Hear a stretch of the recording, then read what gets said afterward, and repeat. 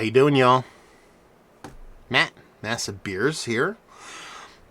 We're going to do a beer review, because that's what we do here. We do more than just beer reviews, but this time we're going to do a beer review, again, from Steven. You're going to hear a lot of that name.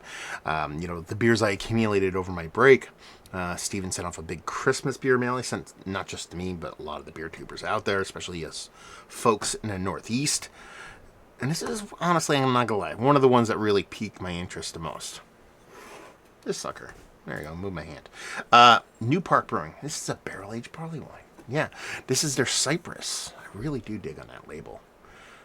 It's quite pretty. New Park. I've had New Park beers. I've been to New Park, the brewery, a couple times. Spoke with the brewer there on several occasions via email. And I dig what they do. But I haven't had a ton from them as of late. Almost a bulk, or I'd say almost all of New Park that I've had has come from Steven. I know there's other people that sent me stuff from them. But it seems like it's just been few and far between over the past year or so. I have a couple in the fridge. Well, my fridge out in the barn. But this is the first one we're going to review from New Park, out of the box, that Steven sent us. Let's do it. Let's do it to it. Do we have words here that I can read with my ancient eyes? Cypress, barrel-aged barley wine, 13.5%. Okay. Share with friends. I don't have any. Well, I do. Obviously. They're mostly online, even though I've met a bulk of the people that I am friends with in the whole beer tubing community. Keith has moved further away, so our little, what's the word I'm looking for? Rendezvous? I love that word. Rendezvous will be fewer and far between, but that being said, it's also COVID time. It is also baby time. Where did I put my little thingy? I have this little cork I use for... If you look around, you find things. I know, it's a very weird concept, but... Oh, it's one of those weird, smaller bottles. So we'll throw a cork in there. There's like dog hair and cat hair on it. That makes barley wine taste better. Anyway, so we'll put that over here. Here. There we go. And just show you the actual beer itself.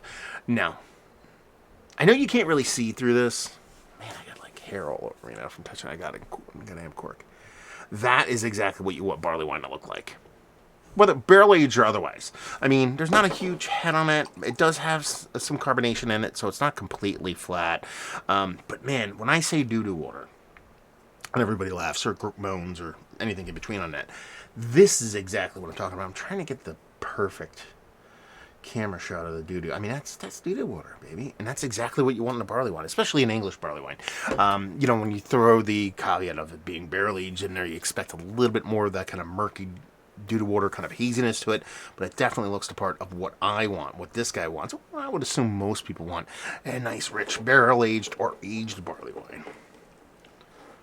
Nose. Man, that smells really good. It smells hot. I gotta get these hairs off here. It's driving me insane. They're like they're probably on the bottom of the thing. Like I said, it makes barley wine taste better. Anyway, it's hot. I'm gonna say that from the get, but it has all the makings what I really, really enjoy in a barley wine, which is that toffee, fudgy, kind of molassesy, treacly kind of like thing that's leaning into it's sugar daddy, but it's not raisinetty yet. So there is some time to be had on this beer, but it's definitely off to a really nice start. Because then all that stuff, that rich toffee-ish sugar daddy, not getting to raisinette level yet. There's a little pop of heat. Second whiff, not nearly as big, so tempering that, getting a little bit used to it. I expect to have a little bit of punch to it. Listen, 13% barrel-aged barley wine, you expect there to be a bit of kind of chutzpah to it. But it just has this nice, old-timey barley wine vibe to it, which is really, really, really what I'm looking for in aged American barley wines. Kind of desserty, but in a... I don't really use the whole tobacco leathery thing much, but it's that kind of welcoming, old school kind of... It's good barley wine, man. What do you want me to say? I'm just going to drink it. Cheers.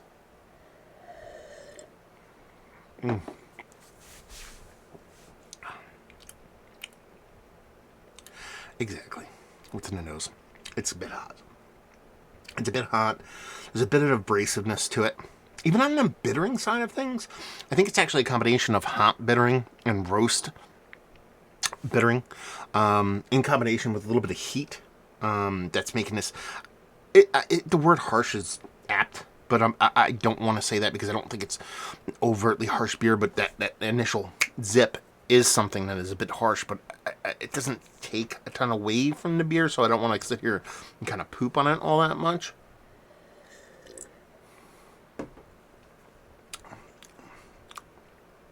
That sugar daddy richness that was kind of pre-stage raisinettiness is actually dialed back a little bit. Actually, in the taste, it's more fudgy. It's more what's the word? I said it 5 times already. I can't remember. Toffee. The word is called toffee. The word of the day is toffee, and then John B freaks out. Pee-wee's Playhouse. I'm old. Anyway, that's where it leans more. So my perfect progression for a lot of English barley wines, I want to kind of start off in that kind of toffee, datey, figgy kind of territory. Work into that sugar daddy, and then start working into your raisinettiness. This is, on the nose, felt like it was already in sugar daddy realm. In the actual taste, it's getting there, but it's a little bit more in that kind of figgy, toffee, kind of caramelly portion of the show, not in a negative way. The bourbon does come through in a good way. You know it's a bourbon barrel aged beer.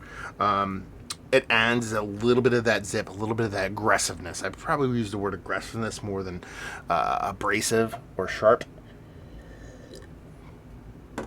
especially after a couple sips, and just ends up being just tasty, really, really tasty, like really tasty. Like, I buy this. No idea the price on this, but because Steven let us know, or anybody else out there in the New Park universe, I buy a bottle of this in a perfect world. I'm looking at sub $15. You know, it's is it 500 ml or 370? It's got to be 500 milliliter, right? That's a 500 milliliter bottle. 500 milliliter bottle, barrel aged barley wine. I'm hoping it's 15 or less. I would understand if it's more, especially during pandemic times. But if let's say I pay $15 for one of these, I'm not angry at all at that price point. The only way I'd get angry at that price point is if I didn't buy more, because this is definitely a beer I want to have a couple of, two tree.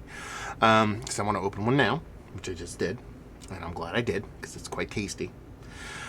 But I also want a couple more, maybe a year or two from now and a couple years after that, just to see how it kind of rolls. Barrel-aged barley wine, once you add that barrel-aged portion of the show, I don't think you're looking at long-haul aging being a viable option. Can it age long-haul? Sure. But, things, more moving parts, the more things can move sideways. So, train of thought. I think it could age quite well, and I think if you give this 2, 3, 4 5 years, it might lean into something quite magical. But it's tasty AF right now. I'm not sitting here saying this is not good. That is definitely not what I'm saying. I'm just saying it's tasty AF right now, but I could see it becoming super AF in the future. How about that for technical terms? Look that up in your BJCP guide. So yeah, I dig it. New Park. I had to go back. I know it's the internal debate with me and the family, me and the wife right now. I got COVID previously. Vaccinated, boosted, and got COVID again. The whole family. So at this point, what level do we just start going out and about again? We'll figure that out. We'll see what's what. Summertime's coming quick. Love those outdoors. But yeah, thank you very much, Stephen. Very fun beer. Very tasty. Mount Rushmore status on this? Yeah. I mean, yeah. For the year, it might be missing the cut for the past year. It's probably usually what I should do. I should be like, of the barley wines I've had for the past year, it's worthy of being towards the top, if not on. But there's some that, I've had some JWLEs that are mad old and Hardys and all that stuff. It's very hard to climb that, VSOJs and all that kind of. So it's hard, Kunins and whatnot. So, but it's worthy of being in that conversation, and I think that in and of itself is high praise. And I'm just curious about price point and all that stuff, so let me know, y'all. So there you go. Reviewing the books. Hopefully you guys enjoyed. I did. I don't know what else to say. We're done. Hopefully you guys enjoyed. Hope to see you next time. Cheers.